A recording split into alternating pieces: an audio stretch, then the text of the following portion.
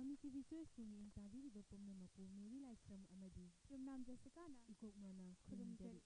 ngasisu mahoksago MAMI TV na MAMI TV choice ni miyamgi damakta puduna lakjari adongi pukning khoidaba isai khambata natana adongi thamoida fawba awaba nungaitaba phongdokpagi tanja adisu lawbiyu MAMI TV na live oina sandokchariba MAMI TV choice ki program asibo makada pizariba ikhagi contact number 9233 577 ta call tawbiraktuna sarug yabiyu adongi apamba isai khambiro ahanba sidi imalaybak nungsijaba imalaybak pu saithaba isai ama mayam punna taminasi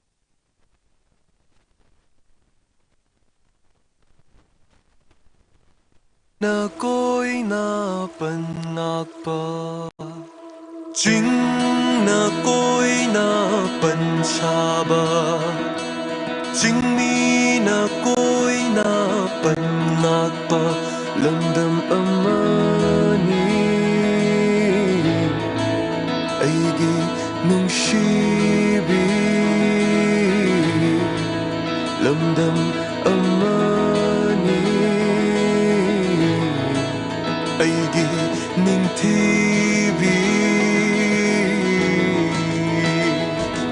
Iyai ni loktaki shirui na jingda Nongin ni jeklado Lamdam shidai pukiba yaroi laukiba yaroi Ai khoi na ngakni Namthaba yaroi naihatba yaroi Manni ni manni Laukiba yaroi hukiba yaroi Ai khoi na ngakni Namthaba yaroi naihatba yaroi Manni ni manni Jing na koi na panchaba Jing mi na koi na panakpa Lamdam amani Aigi nungshibi Kaibu lamjaugi fundi thakta Lay na lay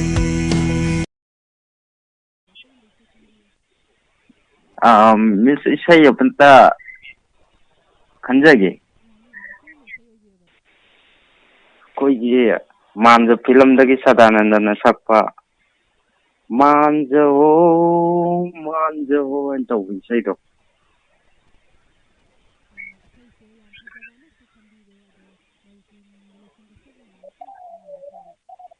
Miss A Hayrokagi Kumar de Kuman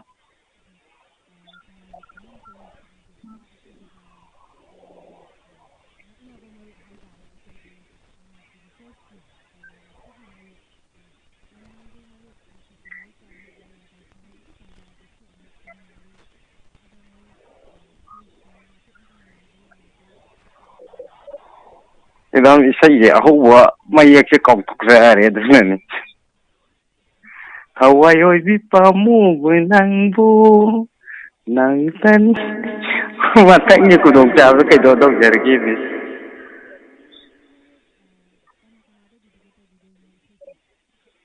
Ay sirabay now lamdam tan malaikiba now premananda adagi haruk ngay na 10 branch ki inaw ibom sa paitay lalay bumangang bumi taton haruk hari bachang jiga dum tamin nazar gimis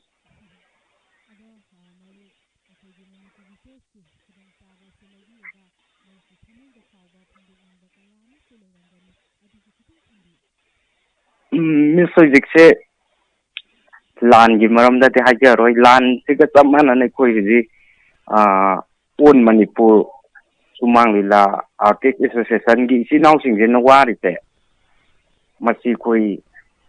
communicate na sando iba community tv channel adagi radio gi kutang da sando iba sumang lila sing je sidagi phang iba income se mokoi na phang ba ja ba gi kudong sa ba se koi tabi ba ngasi gi channel provider mayam sina su hatetang masigi maramda unaba kudong jaba karigumba wari layaga so masigi message so ina hatetang wahau se masim tang thamjaninge mis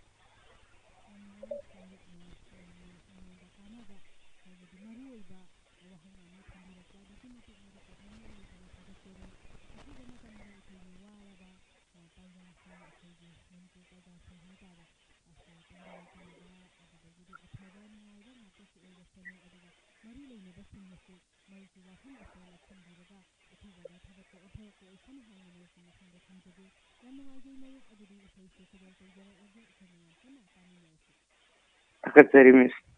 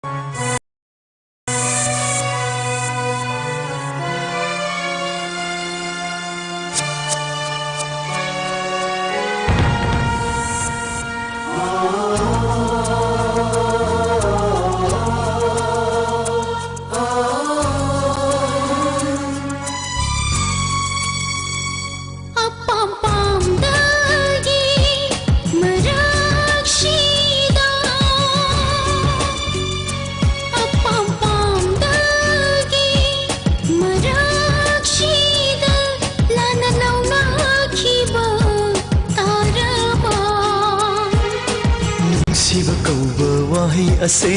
ꯅꯐꯝ ꯏꯐꯝꯗꯒꯤ ꯈꯦꯅꯅ ꯎꯈꯤꯕ ꯇꯥꯕꯅꯤ ꯃꯁꯤꯃꯛꯇꯅ ꯑꯩꯕꯨ ꯂꯥꯟꯅꯗꯤ ꯈꯟꯈꯤꯅꯨ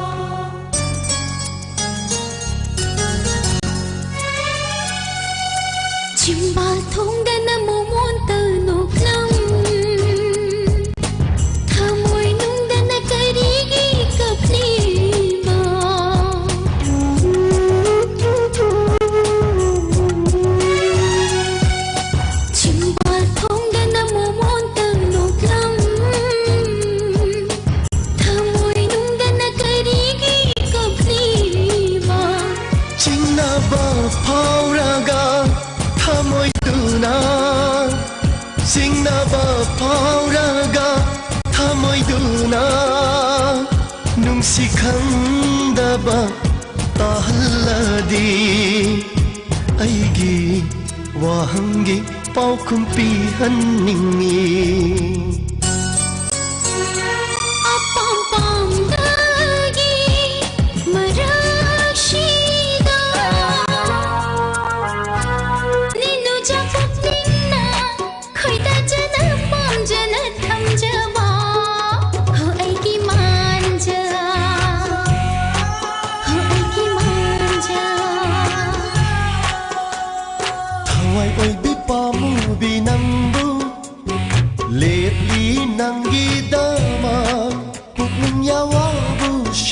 Shiba ho ho isanau ho ho isanau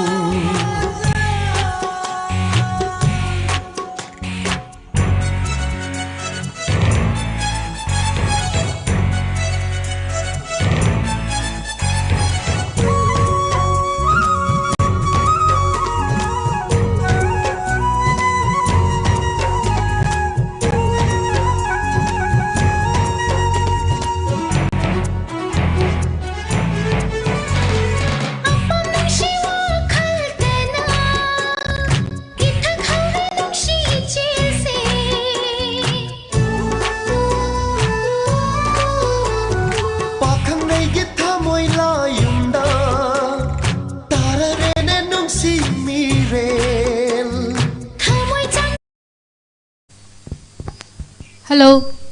Hello, Miss. Miss Anibo, Hana Krumjari. Krumjari, Mami TV Choice ne. Adong ya pam isay kan biyo.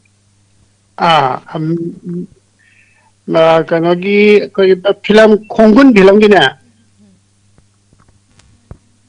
We don't know when it's up. Ngasi unarani unariba aikoi che habdo. Kazagi. Yam nungaijay marup aikoina budi marup se kanano haibado chapchana khangjare ado marup na isagi minga leifangam tang mayamda thambiyo ꯍꯣꯏ ꯍꯣꯏ ꯊꯝꯖꯒꯦ ꯕꯥꯃꯣꯟ ꯂꯩꯀꯥꯏꯗꯒꯤ Santa ꯑꯩꯈꯣꯏꯒꯤ ꯅꯨꯡꯁꯤꯔꯕ ꯃꯃꯤ TV ꯆꯣꯏꯁꯀꯤ regular ꯀꯣꯂꯔꯅꯤꯀꯣ ꯃꯔꯨꯞꯁꯦ ꯍꯣꯏ ꯌꯥꯝ ꯍꯣꯏ ꯅꯨꯡꯉꯥꯏꯖꯩ ꯃꯔꯨꯞ ꯏꯁꯩꯁꯨ ꯃꯇꯦꯛ ꯑꯃꯇꯪ ꯑꯗꯨꯝ ꯈꯨꯗꯣꯜ ꯇꯧꯗꯨꯅꯗꯁꯨ ꯂꯥꯛꯑꯦ ꯑꯗꯣ ꯉꯁꯤꯁꯨ ꯃꯇꯦꯛ ꯑꯃꯇꯪ ꯑꯣꯏꯔꯕꯁꯨ ꯈꯨꯗꯣꯜ ꯇꯧꯕꯤꯌꯨ ꯃꯤꯁ ꯉꯁꯤꯗꯤ ꯅꯨꯡꯉꯥꯏꯇꯕ ꯑꯃꯇ ꯐꯣꯡꯗꯣꯛꯆꯒꯦ ꯌꯥꯅꯤ ꯌꯥꯅꯤ ꯀꯔꯝꯕ ꯑꯣꯏꯔꯕꯅꯣ ꯍꯥꯏꯕꯤꯌꯨ ꯅꯍꯥꯟ ꯗꯤ ꯑꯦꯝ ꯀꯣꯂꯦꯖꯀꯤ ꯍꯣꯁꯇꯦꯜꯗꯀꯣ ꯂꯩꯖꯗꯨꯅ ꯂꯥꯏꯔꯤꯛ ꯇꯝꯖꯔꯤꯕ ꯎꯄꯣꯛꯄꯤꯗꯒꯤ ꯍꯥꯏꯕ ꯑꯣꯏꯅꯥꯝ ꯀꯦꯅꯤꯖꯤ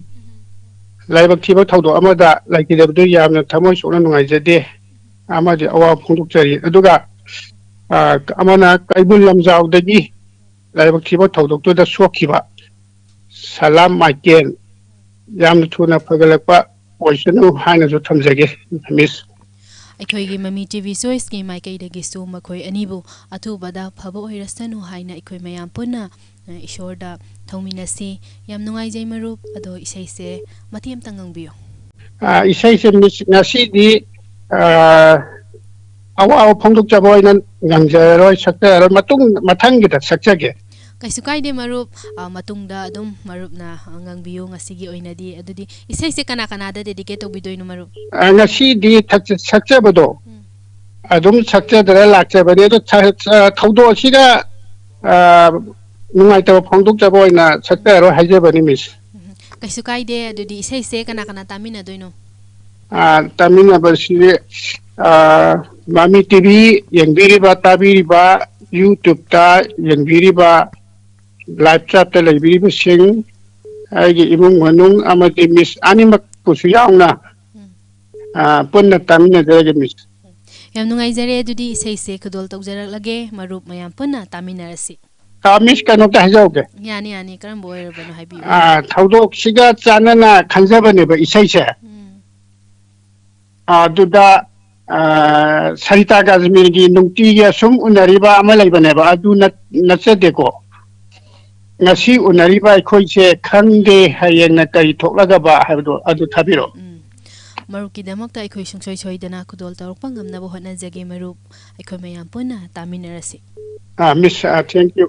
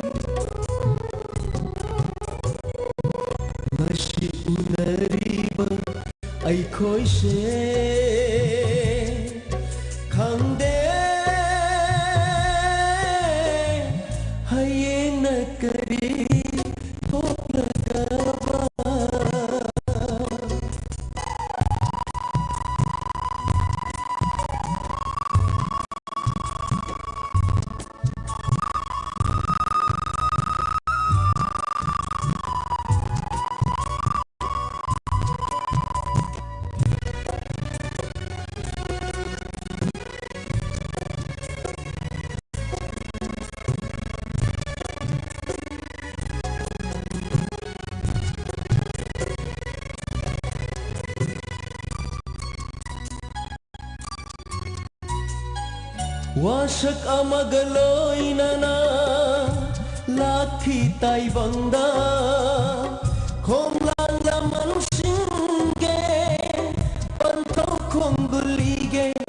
Khande bidhina Kari amutam ligapa Tam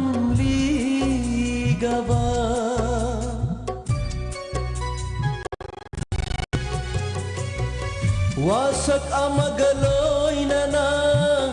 lathi taibangda komlang lamang singge pantau ko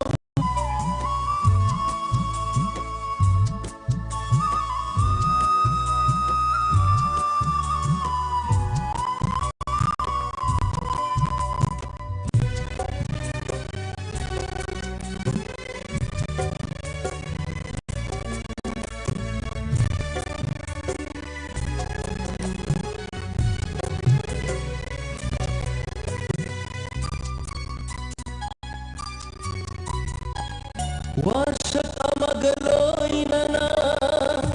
lathi taibangda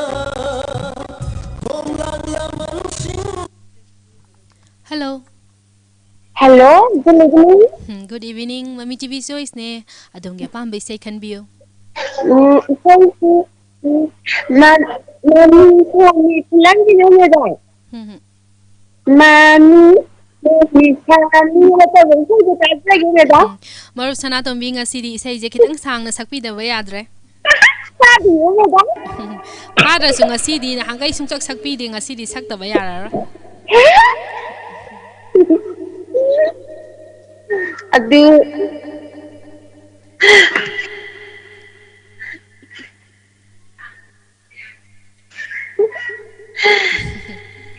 Aduh. Medang nganya aja kau mati lah. Yani ta do gi ngai ra ban. Mami sami mangdalip lalip. Medang ngai sudah luar je pada tu nak tamjaga ni. Isai se yamna phajaba ikhoina su yamna pamjaba isai oibana marupna khanbirak wasida sum taning dana ngangan banida. Yam nungai je marup sana tombi haidi isai se nataba atopa maruki thamui da fawba phongdok ningba kaya ma su leiramba yai adusu kitang thambiyo. Inang aidi wangan su mayam haite adu aidi haujik se pukning se santi oina irang phalang ga kenta leidana yam nungai na hingba pame medang aidi. Aikhoisu pame marup ado marup ki khonjen se ai tare akhoi di pangnung da nungsire. Medang oina nungsibi bagi haibiri ne medang. Marup na ngang wase dum taning ba wari sana ning ba po aduna ne akhoi ne isai ngangu na kitang sangna. Ado yam nungai je isai su phajaba ma khanbire akhoi mayam puna tathok minarase ado tabi ning ba isai mi ha paroi dramaru. Aduh, Madam Aniga, tinggal kena orang kampus saja tadi, lakapun di nendo, juga mami TV pun minyak tadi, yang pun na, tapi nasi ni dah. Yam nungai jai ngasi fawda marupna aikhoigi mami TV na sandok jariba program asibu thawai happy raga aikhoiga sagonaraga aikhoigi regular caller amo oina ngasi fawda lai adugi damakta sumarupo haingai leitana thagatchari isai se mayam puna taminarasi khudol tawjarak lage. Thank you.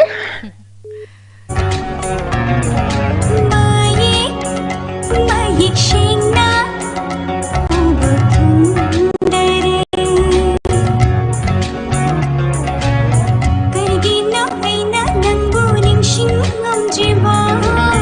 hirningba numshi shakam tuba ngamjiba aigi chanaba aigi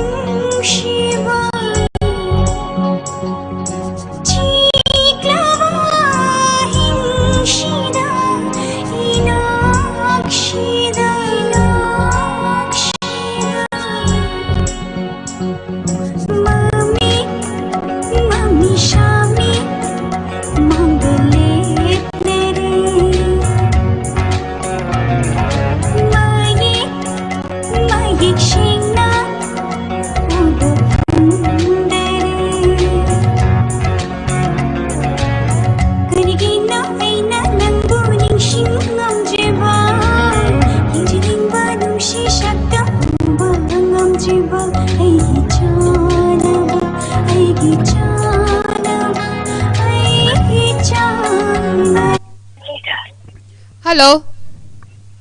Hello. Mami TV Choice ni. Apam ba isay haibiro? Miss Kano. Singaray lay ng film day ni away kana sa Hawaii mani ori ba tawdo do tagtagage. Phone to bira isigi mingalay from gaso hana mugtang thambiu. Miss tawdare ba ay kaya may lekay dagi hongan subitan. Ngasi na han boy bira bira call to birak pa. Nahal amok phangare. Amok anira sujajoin. Do ngasi na anirak subani so haibire matung da so duma call to birak to na sarug yabiro haina maruk ki mafam da haizage. Hoy miss. Ado marup tabi ning badi hapira roidra. Amani dang hapjage. Kanan sandok tagi se bibi aduga pang lekay dagi tamoy bondi se ma lay mahanga. Adu yajaran. Adu di marup ngasi di isay se matem tang ngang bida bayadre khoi mayam punna tamina se isay matem tang ngang bada kari kai balay bage. Ay subdi kaje to phata ba. Aphaba matem tang yaw bidra bro phaba matek tu ngang biro. Ahaw pareng dugi kidang ngangjara. Ngang biro. Hawaii mani oriba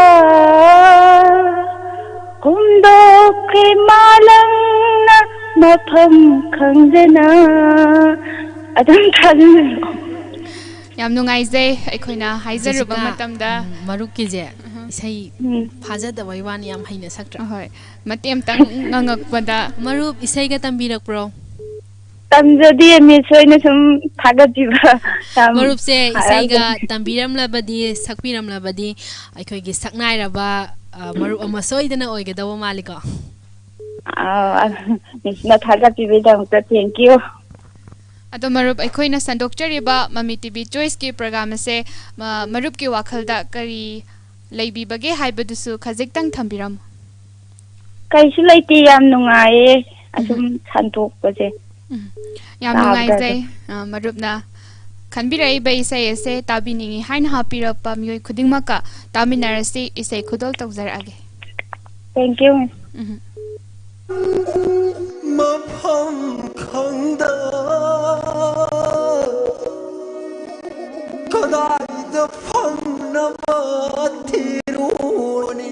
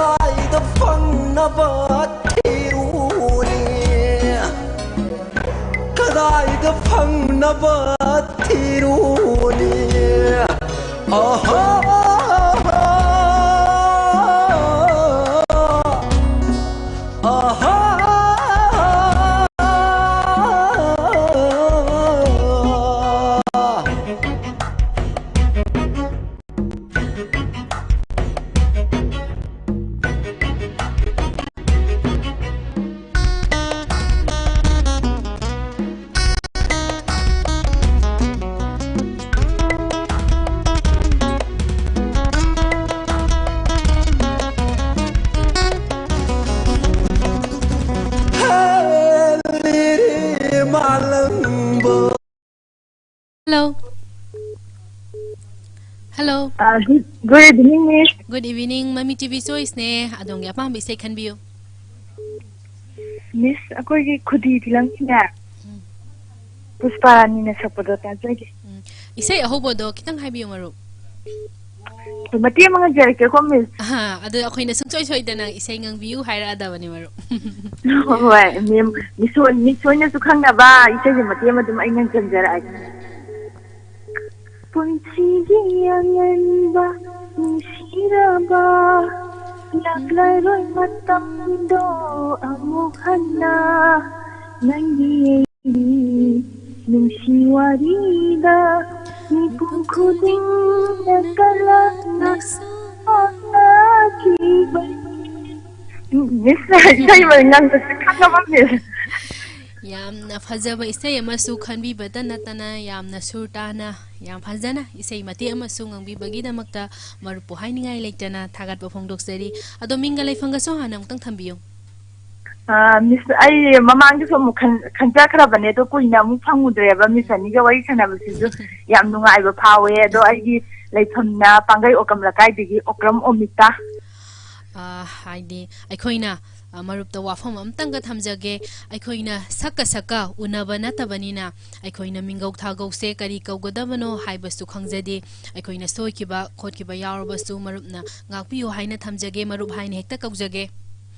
huyai Miss kesukai aikhoina sandokjaiba program asibu marupsu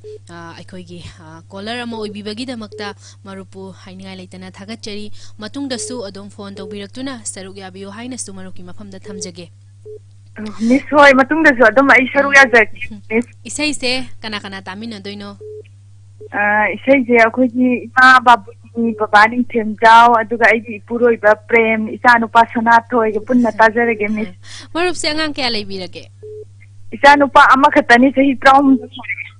adum chawre ni marup angang so dum chawre ai ge taw manare yam nungai marup dudi isai se khudol tawjarak lage ikhomyam puna taminarase thank you Miss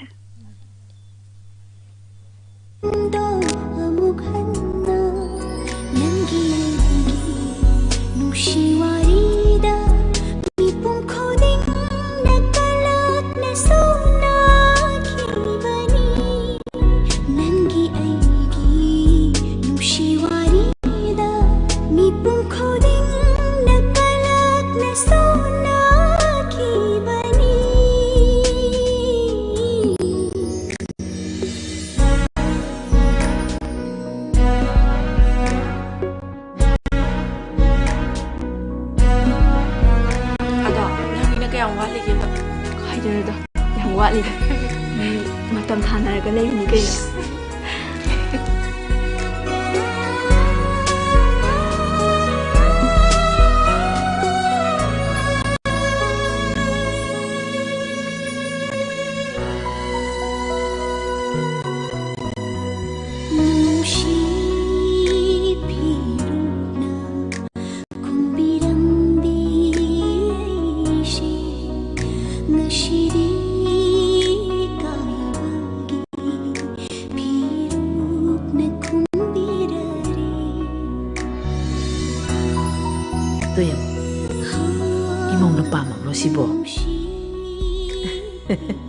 Sese, imasi biragese. Fajare dana sia, tungna paksa khrezi. Nang mo pamdra bro. Pame ma. Puchili piro ida bairadi karigi khudum chandiri. Puchili piro ida bairadi karigi khudum chandiri. Bunumshi bashama khambai bari na tawda. Bunumshi bashama na tawda nangu paina ashukki mati tha jaruri. Angang masisu hana khangnajabanina luhongbadu khitang thuna hekta 두잔세 ado boy hana khangna le kaidurni ko Hello. Hello. Mami TV Choice ne adong ya pam isai haibiro. Miss Ani Phua call je phangna ko banabda sak thongam bane bako. Sak thong baga loi tok jare. Nasi di call je phangda ba yadi na changjan jaraba. Yam nungai zai marupna Mami TV Choice bu thawai yaw na yawbi bagi damakta marup hainingai leitana thagajari karam bai sai dabi gada banoi marup ki sai do haibiro. O Miss Adi kaino ne ai kaino tau jage akoi ki Pusparani amati Rajesh ningom na sakpa. Nangi nungsi mami di do. Adu do amta tajani ba. Adu marup isai se matem tang ngang biro da na mayam puna taminarase. Thogan tawjarake thogan tawjarake. Tawbiro tajarage. No mado thaki atiada Hathawani chaganina Thukta banu miti laiya Adunagi wari kaya Hotai bang punsi khungsaki adu buaigi thamoida Taki da banu miti yauratri Nangi nungsi mami de Nangi nungsi mami de Makhadi original kalakar zindagi Taja lagi misani marup hai ne hekta kaujarage yai kai su kai de mamang da su yamna thauna phana isai oda ta gi tawjagi budo ningsing jai aikoina marup ki khonjen che taba matamda aikoina ningsing ba poksai yam nungai je aikoina sandok jai ba program asibu thawai happy ba aikoina isai mate amtang sakpiu haiba matamda marupna thauna phana haidi yamna phajana sakpirakpagi damakta su aikoi mami tv choice ki mai kai degi marupu haingai laitana thagachari kai khumna jari ado marup isai su yam phajana sakpi khre mingle fam ga su mutang thambira mo mayamna khangna bagi damakta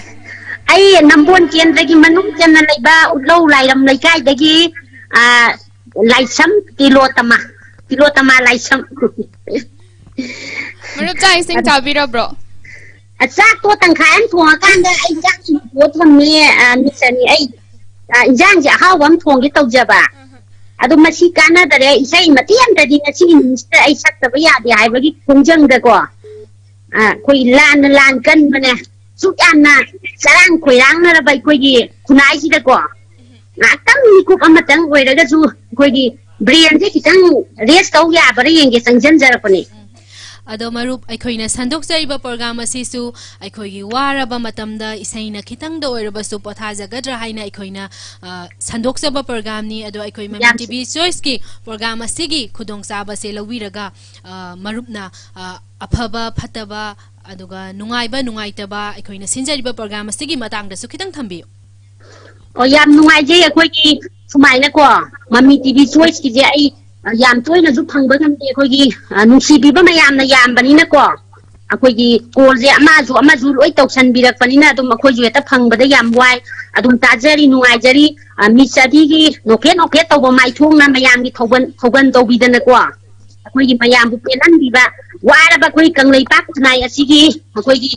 tharak hullaga leiriba tanjajida ngakang akoigi nikup amatang oirasu akoigi maina bagi kaino da ko entertainment program sida tawbidana mayam da tahan ko hainga leitana koi mami tv choice thagat sari hai tare misani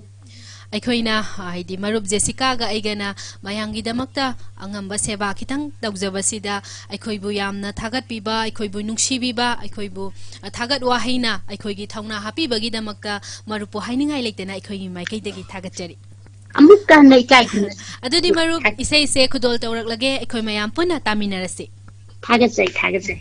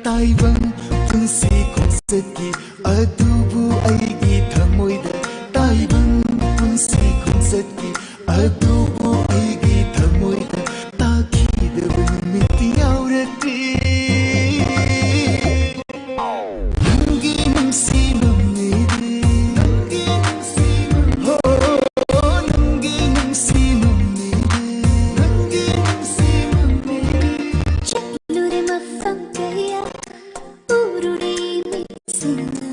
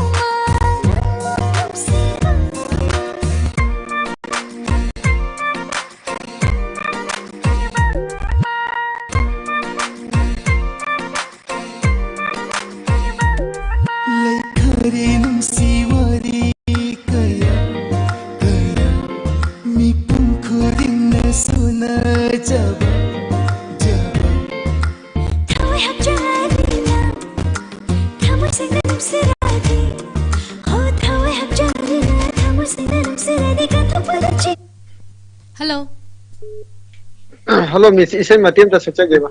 sakpiyu sakpiyu isai ju sakpiyu karamba isai no haibidu ju khanbiyu aduga minga laifanga su thambiyu ai laifang na hikam makhala kai dagi jibong haibiyu makhata biyu tajari hikam makhala kai dagi jibong koi gi khongchat film gi kunjabiana sakpa matim tang sakjage toba khongchat film gi ha sakpiyu tajari hoi matim tang sakjage na hayadra punsi se ngamjaroi dom hingba na hayadra punsi se karigi chima tem tang tokjaga ada sinjaga miss ado maru wari watai ngaktang sanaba yaba natro matim tang jai yam sin maru sinde sum akoi sum sambai tar ngasina ahan baro marubna akhoi ga wari watai sanabagi tanja pibiba ai amutang di phangjakhre ai youtube ta taja bane ta yam nungai jai marub matung tarak badasu akhoi na sandok jaiba program asida sharuk yabiyu haina so akhoi gi maikai dagi hana thamjage thank you akhoi gi program se dum yengbi bara marub ai dum yengje karamba khuthang dagi yengbige youtube ta kanu da dum yengje subscribe tok san bikra bro adum tawe yam nungai je isai se kana tamina doino kana da dedicate tau bidoino dedicate se koi imung manu amade koi nipiga koi nge adum tamina jage da ado marub akhoi gi mami tv choice na sandok saiba program astigi khudong saba lobiraga maruk ki thamoi da fawba phongdok ningba kayama leibiba dong asidi thambiyu haina su thamjage maruk ki mafamda kanone miss akhoi youtube ta tabje akhoi yam nungai jabai ta akhoi miss ani na tobiba eating gumba kai gumba to yam nungai jabai ta yeng bade yamna penja bai ta adagi isai ju yam nunga akhoi sai khallaga am thado pirak bado adumana yam adum yeng bada yam nungai jaba marupna akhoi bu pokning thogot piba akhoi bu thagat piba akhoi gi maikai dagi su marup po haningai leitana thagat chari isai khudol tawjarak lage akhoi me ampuna tamina thank you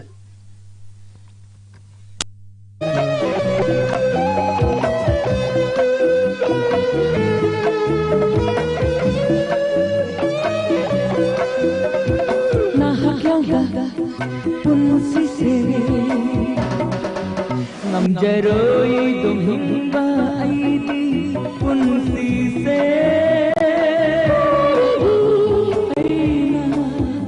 nangbu punsi je nahagaga punsi se ngamjaroi shuhingba nahagaga punsi se karigi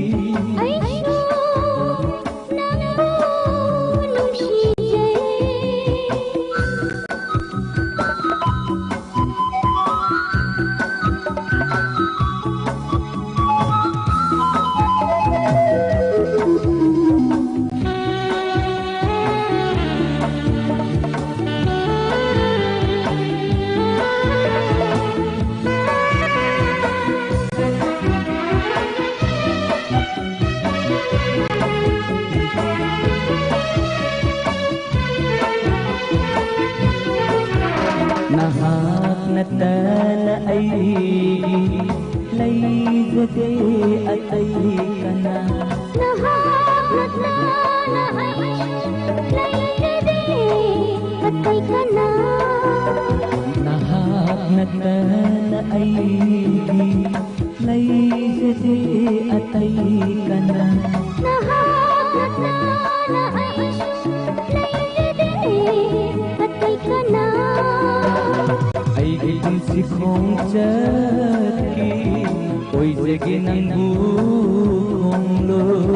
nangi katham khudinda natung injage aishu nahak natna hello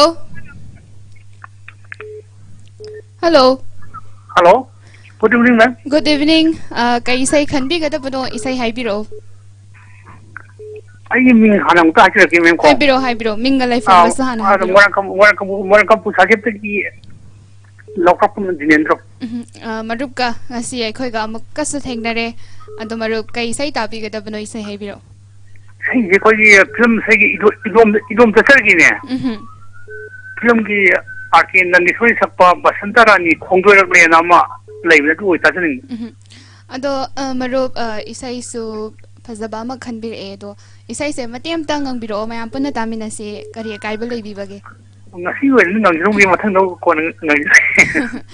ꯀꯔꯤꯁꯨ ꯑꯀꯥꯏꯕ ꯂꯩꯇꯦ ꯍꯩꯕꯗꯤ ꯈꯔꯗꯤ ꯍꯣꯟꯗꯥꯁꯦ ꯈꯔ ꯅꯨꯡꯉꯥꯏꯖꯗ ꯀꯩꯁꯨ ꯑꯀꯥꯏꯕ ꯂꯩꯇꯦ ꯃꯔꯨꯞ ꯑꯗꯣ ꯆꯥꯛ ꯏꯁꯤꯡ ꯆꯥꯕꯤꯔꯕ꯭ꯔꯣ ꯃꯔꯨꯞ ꯆꯥꯛꯁꯤ ꯆꯥꯖꯗ꯭ꯔꯤꯕꯣ ꯉꯥꯌꯥ ꯑꯗꯨꯝ ꯆꯥꯛꯇꯤ ꯊꯧꯔꯥꯡ ꯇꯧꯔꯤ ꯉꯥꯏꯍꯥꯛꯇꯤ ꯋꯥꯠꯂꯤꯕ ꯆꯥꯒꯗꯕ ꯑꯗꯣ ꯃꯔꯨꯞ ꯑꯩꯈꯣꯏꯅ ꯃꯃꯤ ꯇꯤꯚꯤ ꯆꯣꯏꯁꯀꯤ ꯄ꯭ꯔꯣꯒ꯭ꯔꯥꯝ ꯑꯁꯦ ꯀꯔꯝꯕ ꯈꯨꯊꯥꯡꯗꯒꯤ ꯌꯦꯡꯕꯤꯒꯦ ꯐꯦꯁꯕꯨꯛ ꯌꯨꯇꯨꯕꯀꯤ ꯈꯨꯊꯥꯡꯗ ꯌꯦꯡꯖꯕꯅꯤ ꯑꯗꯣ ꯁꯕꯁꯀ꯭ꯔꯥꯏꯕ ꯂꯥꯏꯛꯇꯤ ꯇꯧꯁꯟꯕꯤꯔꯕ꯭ꯔꯥ ꯃꯔꯨꯞ ꯇꯧꯁꯟꯖꯔꯦ ꯌꯥꯝ ꯅꯨꯡꯉꯥꯏꯖꯩ ꯍꯥꯟꯅ ꯃꯥꯡꯖꯧꯅꯅ ꯇꯧꯕꯤꯔꯝꯕꯒꯤꯗꯃꯛꯇ ꯃꯔꯨꯞꯄꯨ ꯍꯥꯏꯅꯤꯡꯉꯥꯏ ꯂꯩꯇꯅ ꯊꯥꯒꯠꯆꯔꯤ ꯍꯣꯏ ꯃꯃꯥꯡꯗ ꯃꯔꯛꯇ ꯈꯔꯗꯤ ꯑꯗꯨꯝ ꯐꯪꯖꯩ ꯌꯥꯝ ꯇꯣꯏꯅꯗꯤ ꯐꯪꯕ ꯅꯠꯆꯗꯕ ꯑꯩꯈꯣꯏꯅ ꯀꯣꯂꯔꯁꯦ ꯌꯥꯝꯃꯟꯕꯅ ꯀꯣꯂꯔ ꯃꯌꯥꯝꯒꯤ ꯄꯦꯟꯅꯅꯕ ꯍꯣꯠꯅꯖꯕꯗ ꯑꯐꯪꯕ ꯀꯌా ꯑꯃ ꯐꯪꯗꯕ ꯀꯌా ꯑꯃ ꯌꯥꯎꯋꯦ ꯑꯗꯨꯒꯤꯗꯃꯛꯇ ꯃꯔꯨꯞꯅ ꯑꯩꯈꯣꯏꯕꯨ ꯉꯥꯛꯄꯤꯌꯨ ꯍꯥꯏꯅ ꯃꯔꯨꯞꯀꯤ ꯃꯐꯝꯗ ꯍꯥꯏꯖꯔꯤ ꯍꯣꯏ ꯃꯦꯝ ꯀꯔꯤꯒꯨꯝꯕ ꯑꯝꯇ ꯌꯥꯅꯤ ꯊꯝꯕꯤꯔꯛꯑꯣ ꯀꯔꯤ ꯋꯥꯐꯝꯅꯣ ꯌꯨꯇꯨꯕꯅꯤꯅ ꯑꯩꯈꯣꯏꯒꯤ ꯀꯩꯅꯣꯒꯤ ꯑꯩꯈꯣꯏꯅ ꯇꯥꯏꯃꯤꯡꯁꯦ ꯈꯤꯇꯪ ꯆꯦꯟꯅꯕꯀꯣ ꯍꯜꯂꯣ ꯇꯥꯖꯔꯤ ꯍꯥꯏꯕꯤꯔꯛꯑꯣ ꯌꯥꯔꯤꯉꯩꯗꯤ ꯈꯤꯇꯪ ꯇꯥꯏꯃꯤꯡꯁꯦ ꯈꯤꯇꯪ ꯆꯦꯟꯅꯕꯁꯦ ꯈꯤꯇꯪ ꯈꯔ ꯌꯥꯝ ꯌꯥꯔꯤꯉꯩ ꯆꯦꯟꯅꯗꯅꯕ ꯍꯣꯠꯅꯕꯤꯕ ꯌꯥꯒꯗ꯭ꯔꯥꯅ ꯁꯨꯝ ꯊꯝꯖꯕꯅꯤꯅ ꯌꯥꯝ ꯅꯨꯡꯉꯥꯏꯖꯩ ꯃꯔꯨꯞꯅ ꯑꯩꯈꯣꯏꯗ ꯐꯤꯗꯕꯦꯛ ꯊꯝꯕꯤꯔꯛꯄꯒꯤꯗꯃꯛꯇ ꯃꯔꯨꯞꯄꯨ ꯍꯥꯏꯅꯤꯡꯉꯥꯏ ꯂꯩꯇꯅ ꯊꯥꯒꯠꯆꯔꯤ ꯑꯩꯈꯣꯏ ꯑꯗꯨꯃꯛ ꯁꯣꯏꯗꯅꯕ ꯍꯣꯠꯅꯖꯒꯦ ꯃꯔꯨꯞꯀꯤ ꯋꯥꯐꯝꯗꯣ ꯁꯣꯏꯗꯅꯕ ꯍꯣꯠꯅꯖꯒꯦ ꯍꯥꯏꯅ ꯃꯔꯨꯞꯀꯤ ꯃꯐꯝꯗ ꯊꯝꯖꯔꯤ ꯇꯥꯕꯤꯅꯤꯡꯕ ꯍꯥꯞꯄꯤꯔꯔꯣꯏꯗ꯭ꯔꯥ ꯃꯔꯨꯞ ꯇꯥꯕꯤꯅꯤꯡꯕꯁꯦ ꯃꯃꯤ ꯇꯤꯚꯤ ꯄꯨꯟꯅ ꯇꯥꯕꯤꯖꯔꯒꯦ ꯌꯥꯝ ꯅꯨꯡꯉꯥꯏꯖꯩ ꯃꯔꯨꯞꯅ ꯈꯟꯕꯤꯔꯛꯏꯕ ꯏꯁꯩ ꯑꯁꯦ ꯈꯨꯗꯣꯜ ꯇꯧꯖꯔꯛꯑꯒꯦ ꯃꯌꯥꯝ ꯄꯨꯟꯅ ꯇꯥꯃꯤꯟꯅꯔꯁꯤ ꯊꯥꯒꯠꯆꯔꯤ ꯆꯥꯟꯅꯕꯤ ꯂꯩꯔꯥꯡ ꯄꯣꯝ ꯁꯥꯠꯅꯔꯤ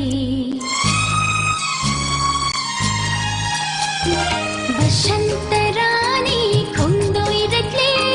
ꯆꯥꯟꯅꯕꯤ ꯂꯩꯔꯥꯡ ꯄꯣꯝ ꯁꯥꯠꯅꯔꯤ ꯆꯤꯔꯣꯜ ꯍꯩꯕ ꯃꯥꯂꯪꯕꯥꯕꯣ ꯅꯥꯁꯣꯟ ꯄꯤꯛꯅ ꯈꯨꯝꯃꯨꯅꯦ ꯏꯀꯥꯏꯊꯤꯕꯤ ꯂꯩꯔꯥꯡꯅꯤ ꯎꯅꯥꯂꯛꯇ ꯂꯣꯠꯈ꯭ꯔꯅꯤ ꯕꯁꯟꯇ ꯔꯥꯅꯤ ꯈꯣꯡꯗꯣꯏꯔꯛꯂꯦ ꯆꯥꯟꯅꯕꯤ ꯂꯩꯔꯥꯡ ꯄꯣꯝ ꯁꯥꯠꯅꯔꯤ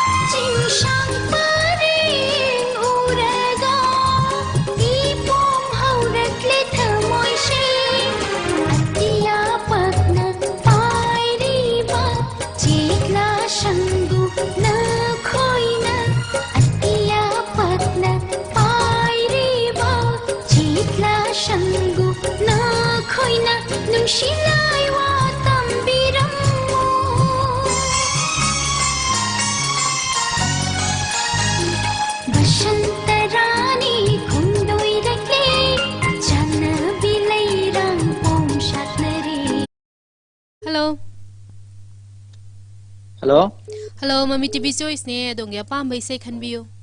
Isai na khanjage. Yani karamba isai oibirabano. Maikhu lakta tawdum khatajage ba. Maikhu lakta tawba yam nungaijai sungsoi soidana maruki damukta kudol tawba ngamnaba hotnajage. Ado minga laifanga so hana muktang thambiyo. Aige ming bungo kawe harang thongbaje. Yam nungaijai ngasina hanbo oibirabra bungona aikhoiga wari watai sanabagi tanja pibiba. ngasina ahan mane yam nungai jai matung tarak padasu sungsoi choidana saruk yabiyu haina aikhoigi maikaidegi thamjage ado aikoina sandokjaiba program asida maruki penba pendaba aduga maruki thamoida fawba awaba nungaitaba se aikoigi mami tv choice ki khudong saba se lawiraga khitang thambiyo animam tal laite re wanda adum nunga dum chale ai tare ko kaisu kaide nungai ba do tawe kaisu kaide pakhum dumak thagachari ado isai se mate amtang ngangbiba yaradi mayam da isai mate amtang thambiyo mate amtang ngangjar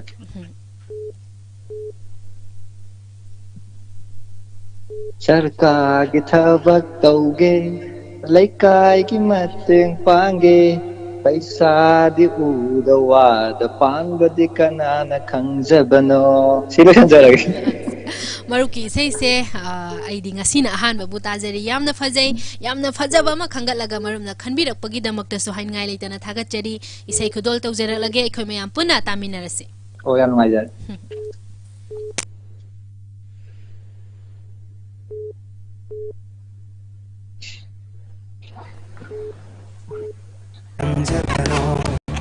Gari chauba thoge fajaba nu pi koye paisa di mapatana na pigani kani bukhanjibano kula karam mangaro haibani haina rashuni yanawani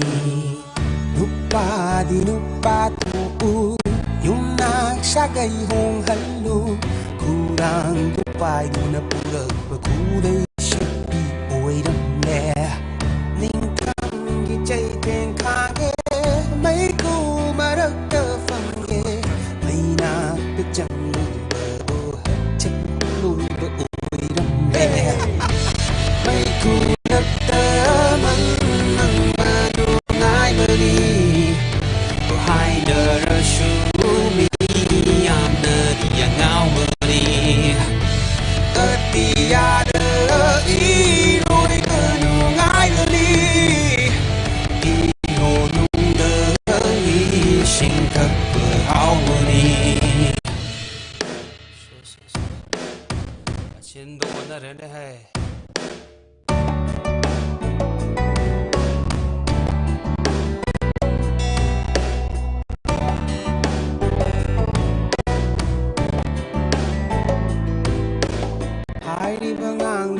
hay sing she makok mamay khangda para no pira imang da fam di sigyan bu mang le maning le kai ki kura tom chau do ki da ba koi ra dai kani rang ga shiana jagoi ga sadana imang da tom bi sina atiya da i roi ba no dai sing thật berhawani Hoyeng na hoyeng toko Neshi na goshi toko Kena na keri hai berkari gimana ludage Madam isay ang kata kanjage yani karam isay oy birabano he line album dugi bobin ga monalia ko jam ga nasakba sungsoi choi deni isai je khudol tor pa ngamna bo hona jage do minga leifanga so hanam tang thambiyo madam ai ko bo chi kon kunau dagi ne ha ai khoina budi hana marup se kanano haiba do khangle adubu mayam da khanghaning bagi ai khoina amuk hana ningsing jahan bani marup ado marup isai se kana da dedicate to widoino kana tamina doino madam isai je ngasi gi di akoi koi YouTube ta koi leibi ba mayam singapura dum tajerage ado marup ngasi di isai se ngangbiraroidro isai se ai lu puti thunge ba ko ado tang matem tang ding ngangjage ai na su yam pamjaba isai ni yani matem tang ori basu ngangbir nang namapu palamdra di khanggadabani ko पुंची चाखत यारम लदी खंगदबनी को अदुबु चाक ले है अदुबु palm दी palm ले है madam सिने याजरगे मरुब इसै से यामना फजबा अमा खनबिरगले अदो इसै मयेक से मरुब त पानबिबगो यावबिब्रो यावबे छु मरक मरक त वाखन सुन सागल लैनी द मैडम अदो जेसिका अखोइदी मरुब तगा पानब्रा काइनगा खल्लिको इसै मयेक सिसु यामना फजबा अमा ओइबनिना पुसी जे चाखनिंगकपगा मानबदो होय बेदा याम नुंगाइजै मरुब मतुंग तारकपदसु अदुमक सरुक याबियु हाइनसो अखोइगी माइकैदगी थमजगे मयाम पुन्ना तामिनरसि इसै खुदोल तौजरगलगे थागतरी madam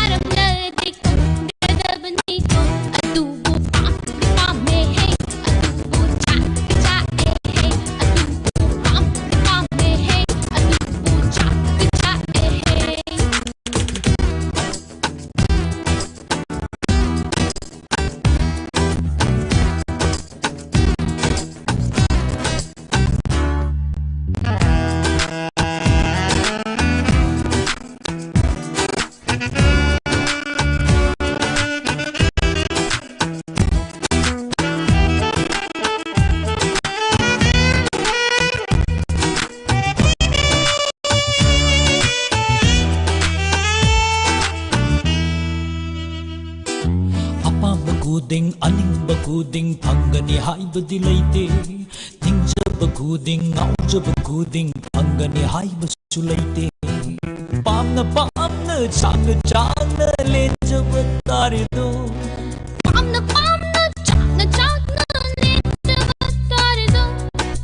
yengjaba natta changba natta tarido paile yengjaba natta changba natta tarido paile namappu palam radi kadabani ko sido chakhat payaram ladi kadabani ko ꯌꯥꯍꯧ ꯉꯜꯂꯝꯂꯗꯤ ꯈꯪꯒꯗꯕꯅꯤ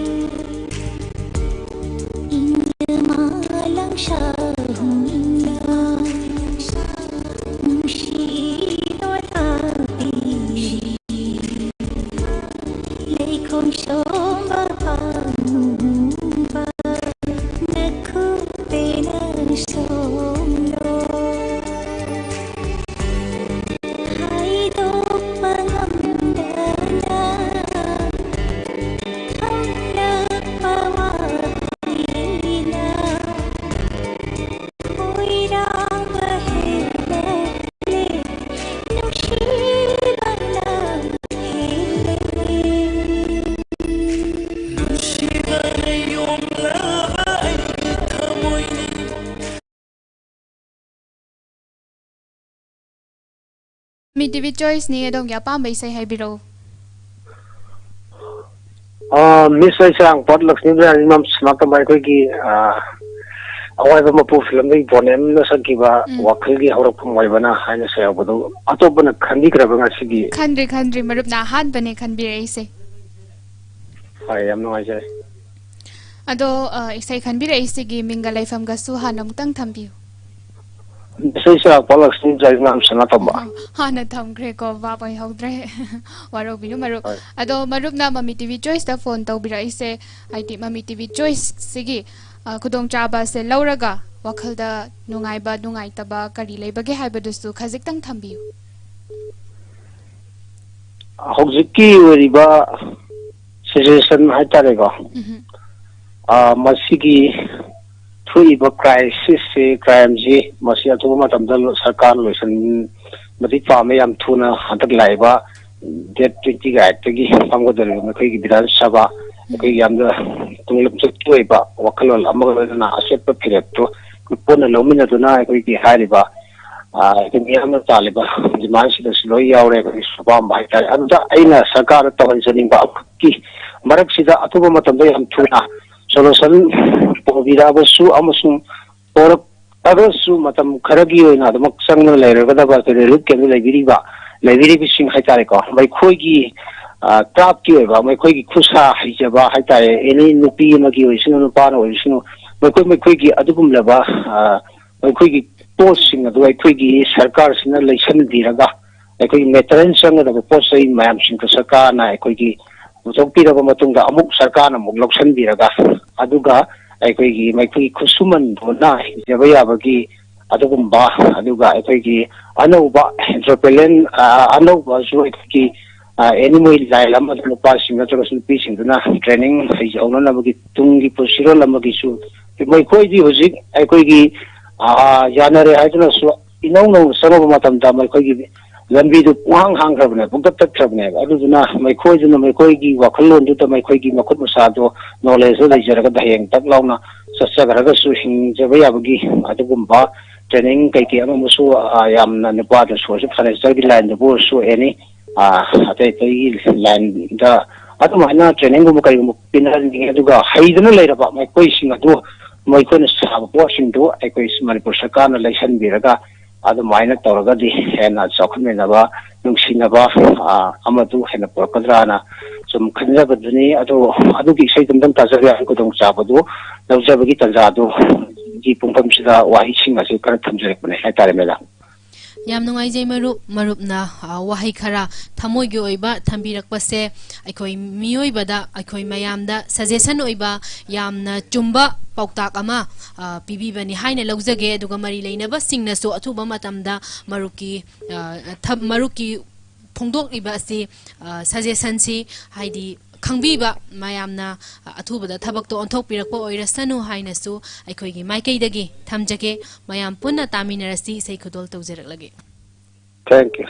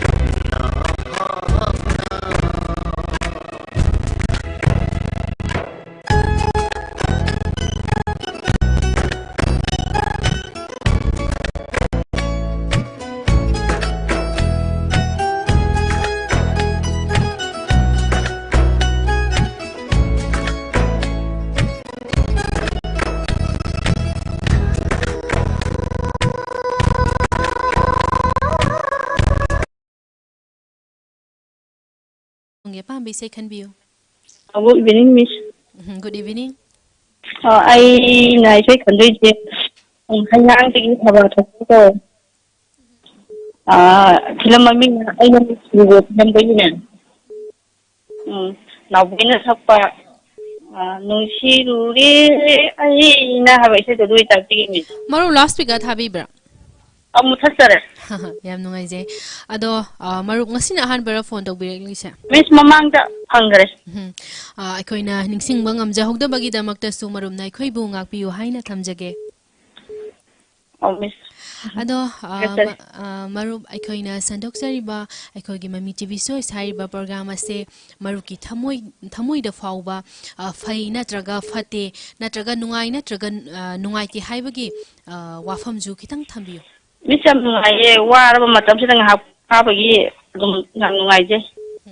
ꯌꯥꯝ ꯅꯨꯡꯉꯥꯏꯖꯩ ꯑꯩꯈꯣꯏꯁꯨ ꯋꯥꯔꯕ ꯃꯇꯝꯗ ꯑꯩꯈꯣꯏ ꯃꯤꯑꯣꯏꯕꯒꯤꯗꯤ ꯋꯥꯔꯕꯁꯨ ꯏꯁꯩ ꯅꯨꯡꯉꯥꯏꯔꯕꯁꯨ ꯏꯁꯩ ꯍꯥꯏꯅ ꯍꯥꯏꯅꯔꯤꯕꯅꯤ ꯑꯗꯨꯅ ꯋꯥꯔꯕ ꯇꯥꯟꯖꯥ ꯑꯁꯤꯗ ꯈꯤꯇꯪꯗ ꯑꯣꯏꯔꯕꯁꯨ ꯄꯣꯊꯥꯒꯗ꯭ꯔꯥ ꯍꯥꯏꯅ ꯁꯤꯟꯖꯈꯤꯕ ꯄ꯭ꯔꯣꯒ꯭ꯔꯥꯝꯅꯤ ꯃꯌꯥꯝꯅ ꯊꯋꯥꯏ ꯍꯥꯞꯄꯤꯌꯨ ꯃꯌꯥꯝꯅ ꯑꯩꯈꯣꯏꯕꯨ ꯁꯄꯣꯔꯠ ꯇꯧꯕꯤꯌꯨ ꯍꯥꯏꯅ ꯃꯔꯨꯞꯀꯤ ꯃꯐꯝꯗꯁꯨ ꯊꯝꯖꯒꯦ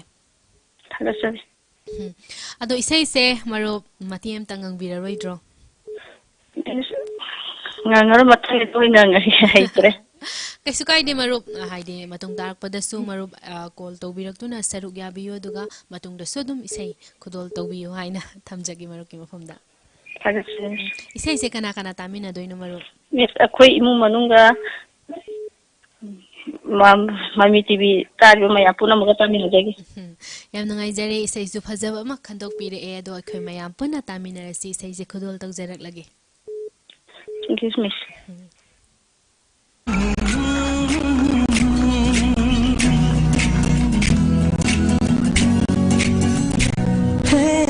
nungsirure aina oiningure namse aitagi oh nungsirure aina oiningure namse aitagi bichana khibanang ai numitudagi ngaukrabani aigi thamoi ase lahonini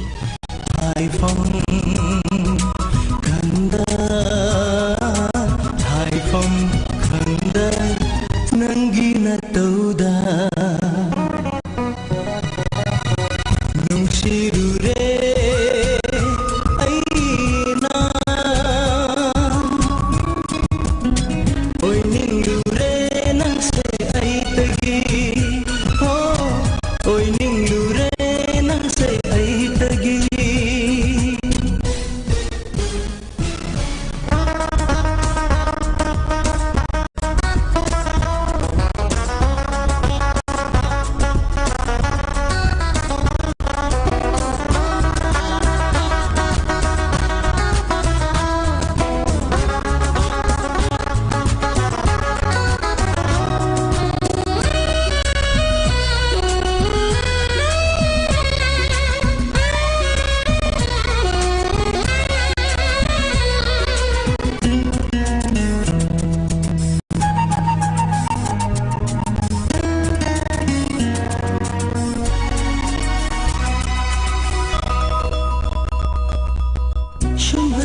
nangi mai thunduna aibu pungau ngau handire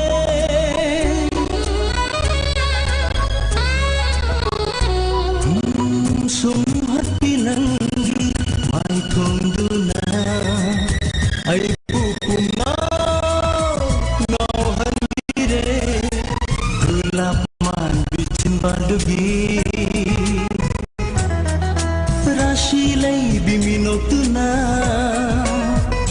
Hai gulab man bucin balugi Rasilai biminotuna Henadum Aibu Henadum Aibu Laita from khandre Nungsirure Aina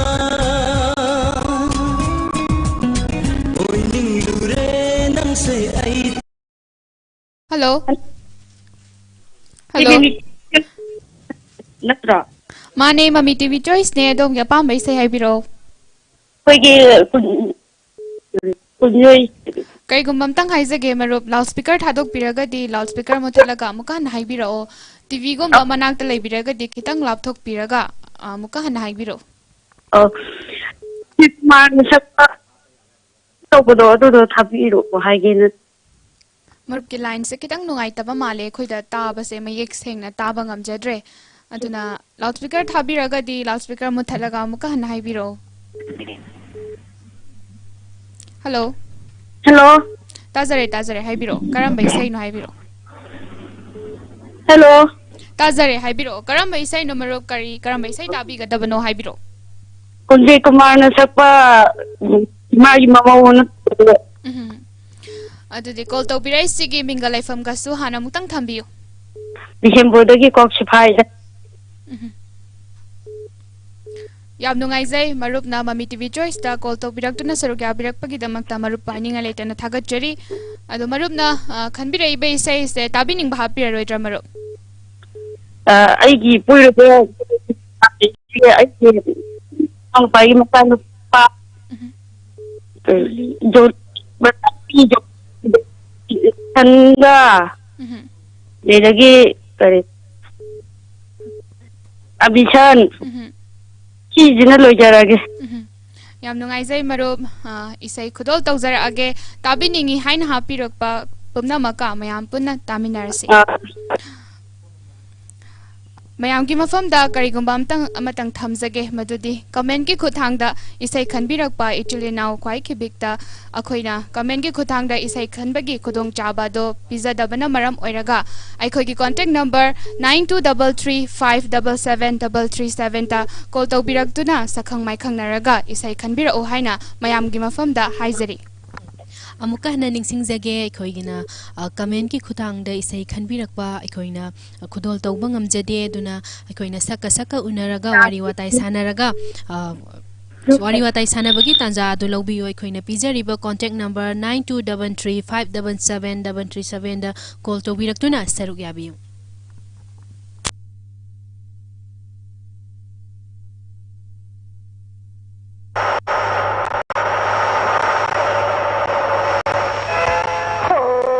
Magi mamau ai hakut hadau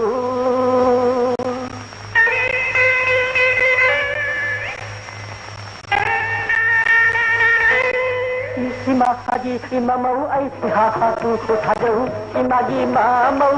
ai hakut hadau ai senang di ojau dini nong dambana syam lambani Magi mamau ai hakut hadau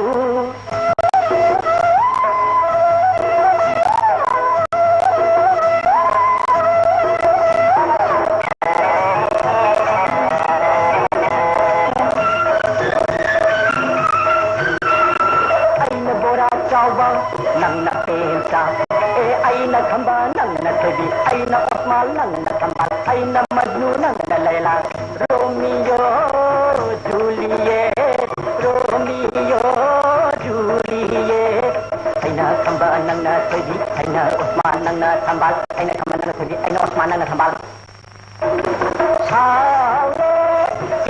hena sajare sugare hena nushire oh saure hena fajare sugare hena oh hena hena nushire lao om sa saknelu aise oyo magi mamau ai haku thajau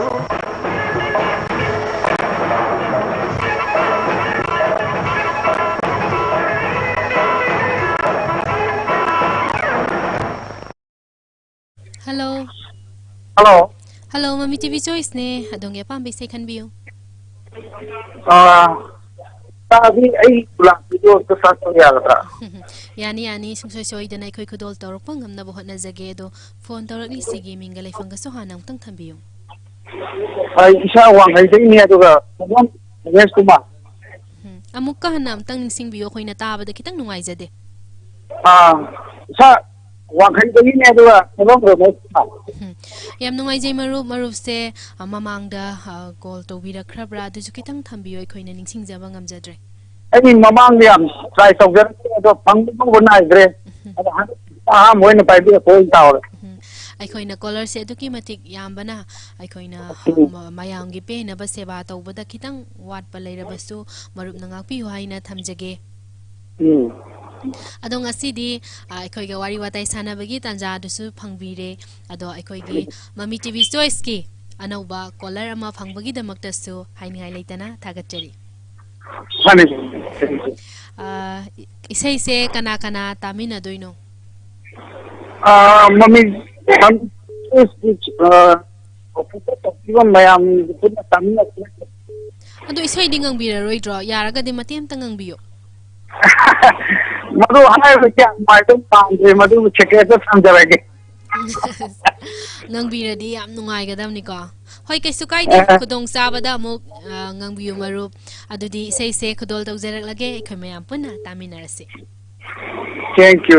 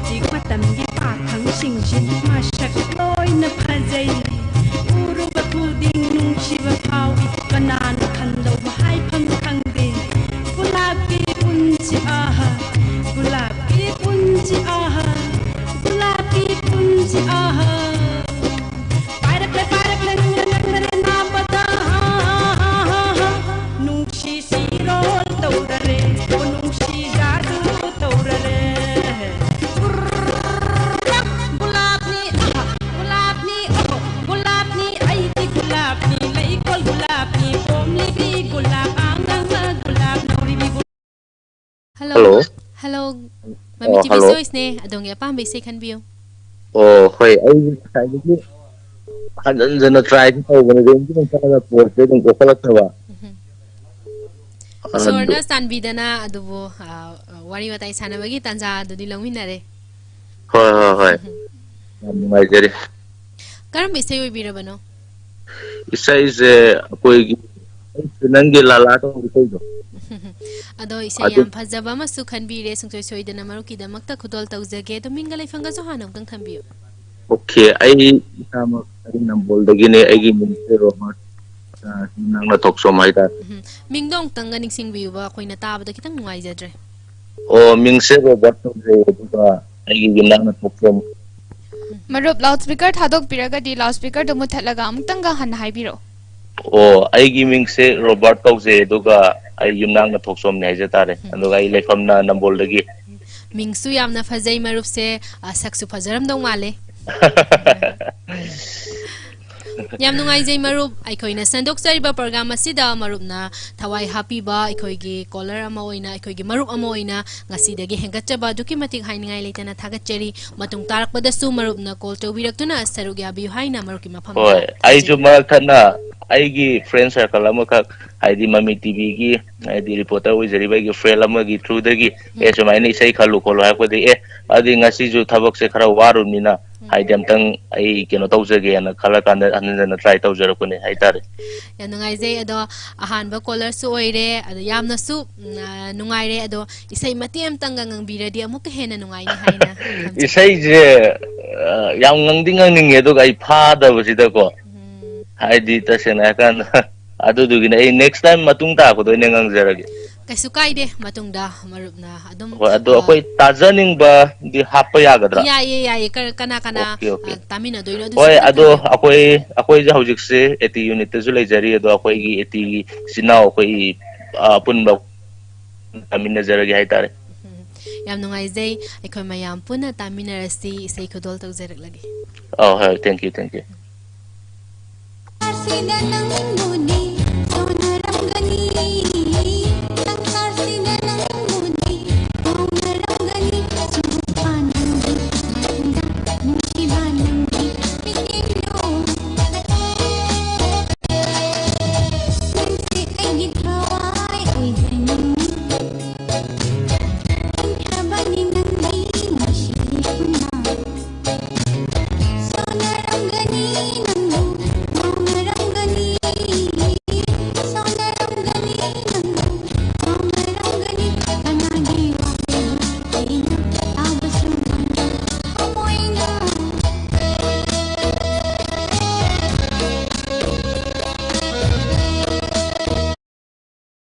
ꯑꯩꯈꯣꯏꯅ ꯉꯁꯤ ꯁꯟꯗꯣꯛꯆꯔꯤꯕ episode ꯑꯁꯤꯒꯤ ꯂꯣꯏꯁꯤꯟꯕꯒꯤ ꯇꯥꯟꯖꯥ ꯑꯗꯨꯁꯨ ꯌꯧꯁꯤꯜꯂꯛꯂꯦ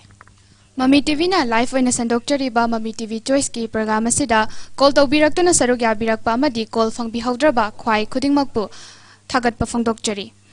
Jessica ꯌꯨꯝꯅꯥꯝ ꯑꯃꯗꯤ ꯃꯦꯔꯤ ꯂꯥꯏꯁ꯭ꯔꯝꯅ ꯑꯃꯨꯛꯀ ꯍꯟꯅ ꯈꯨꯔꯨꯝꯖꯔꯤ